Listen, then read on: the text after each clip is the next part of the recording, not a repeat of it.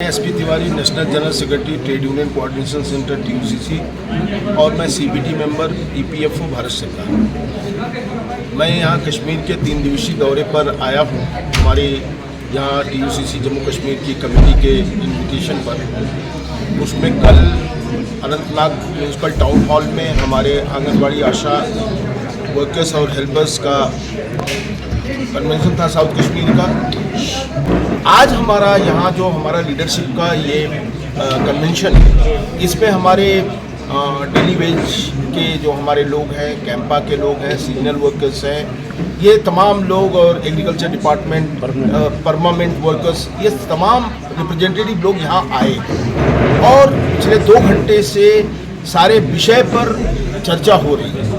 खास करके जो चर्चा आज के दिन में है वो डेली वेजेस पर ज़्यादा फोकस था, जिसमें ये कहा जा रहा था कि वो 2500-3000 रुपये लेके काम करते हैं, और बहुत लोग, कुछ लोग तो ऐसे भी हैं जो बिना पैसे में काम करते हैं। तो ये तो एक तरह से गवर्नमेंट बॉन्डेड लेबर को बढ़ावा दे रही है। सरकार, हमारे इस देश में हमारा संविधान कहता है वी आर वेलफेयर स्टेट, और अगर सरकार ही वेलफेयर स्टेट का मामला छोड़ दे तो ये तो ह्यूमन राइट का उल्लंघन है कि आप काम हमसे पूरा ले रहे हो और हमको तनख्वाह 2500-3000 और बिना पैसे से हम काम करवा रहे हैं। ये बात एक डेमोक्रेटिक कंट्री में बर्दाश्त नहीं की जा सकती। दूसरा विषय ये है कि बहुत सारे वर्कर्स जो लंबे समय तक पेरिनियल नेचर में सीजनल वर्कर्स के रूप में काम कर रहे हैं, तो मैंने पहले उनका डिमांड किया था कि भाई ऐसा है कि देश में कई राज्यों में ऐसा है कि उनको 9 महीने काम मिलता है, 9 महीने की पूरी तनख्वाह उनको मिलती है और 3 महीने का कूलिंग ऑफ पीरियड मिलता है। तो यहाँ के अधिकारियों ने ये कहा था कि साहब इसका कुछ डॉक्यूमेंट आप हमको प्रोवाइड करिए।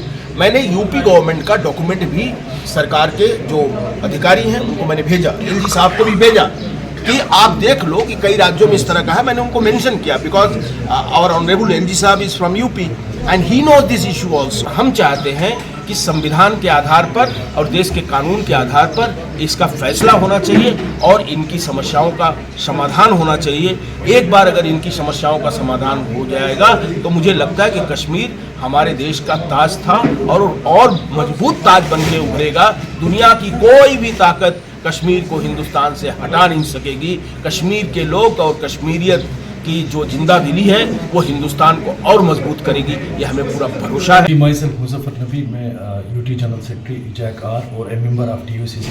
बेसिकली हमारे एक बहुत बड़े लीडर जो पूरे इंडिया के लीडर हैं, एम्प्लॉयज़ के लीडर हैं, श्री SP तिवारी जी यहाँ पे राजमान हुए थे।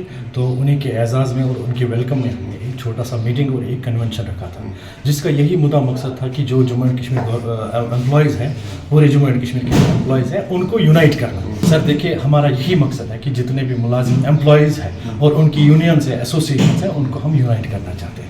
इसी ज़िम्मन में एक यहाँ पे एक प्रोग्राम था ताकि जो हमारे मुलाजमों के जो दरपेश मसाइल हैं, जो उनकी धीरेना मांगे हैं, जैसे सबसे जो बड़ी मांग है तो वो डेली वेजों का मसला है। हमारे PHE, PDT, सोशल वेलफेयर, रहबर ज़राअत, रहबर खेल, हमारे लैंड ओनर्स, हमारे SPO भाई जो पुलिस डिपार्टमेंट में, उनकी बात कम होती है, लेकिन वो देखिए 24/7 अपनी ड्यूटीज़ को अंजाम देते हैं।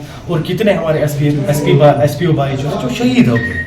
तो हम चाहते हैं जितने भी डेली रेटेड वर्कर्स हैं तो उनका जो मसला हल हो, क्योंकि इनके साथ मैंने आज अपनी तकरीर में भी 2 ही अल्फाज का इस्तेमाल किया, इनका इस्तेमाल हुआ और इस्तिसाल हुआ।